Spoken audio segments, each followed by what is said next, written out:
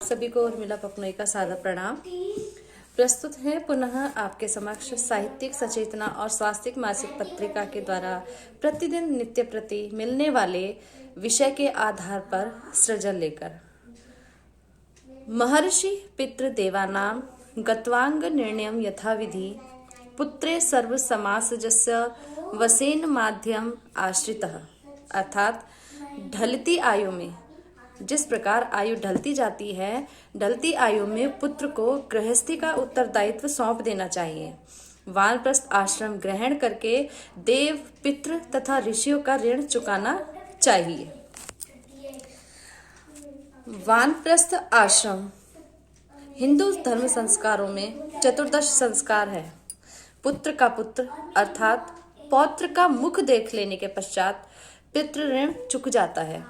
यदि घर छोड़ने की संभावना ना हो तो घर का दायित्व ज्येष्ठ पुत्र को सौंपकर अपने जीवन को आध्यात्मिक जीवन में परिवर्तित कर लेना चाहिए। स्वाध्याय, मनन, सत्संग, ध्यान, ज्ञान, भक्ति तथा योग आदि की साधना के द्वारा अपने जीवन स्तर को ऊंचा उठाना चाहिए। इससे संन्यास धर्म के लिए योग्यता भी आ जाती है। वानप्रस्थ जीवन का तीसरा आश्रम है, जिसमें मनुष्य वन में निवास करता है, लेकिन उसके परिवार के लोग किसी समस्या के समाधान के लिए उसके पास जा सकते हैं और उससे सलाह ले सकते हैं। संन्यास जीवन का चौथा आश्रम है, जिसमें मनुष्य सांसारिक आसक्ति से विरक्त हो जाता है और परिवार और उसकी समस्याओं से भी उसका कोई मतलब नहीं रहता। वानप्रस्थ आश्रम गृहस्थ आश्रम के बाद और संन्यास आश्रम से पहले पड़ता है। शास्त्र के अनुसार 50 वर्ष के ऊपर हो जाने पर, गृहस्थ आश्रम से मन हट जाने पर मनुष्य इस आश्रम का अधिकारी होता है।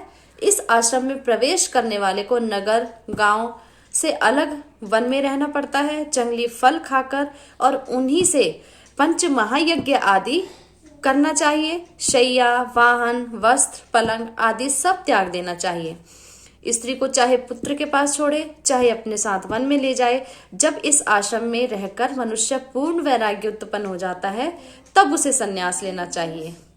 जिस देश में धर्म, जाति और समाज में हम उत्पन्न हुए हैं, उसकी सेवा करने, उसके ऋण से मुक्त होने का अवसर भी वानप्रस्थ में ही मिलता है। अतः जीवन का चतुर्थांश परमार्थ में ही व्यतीत करना चाहिए।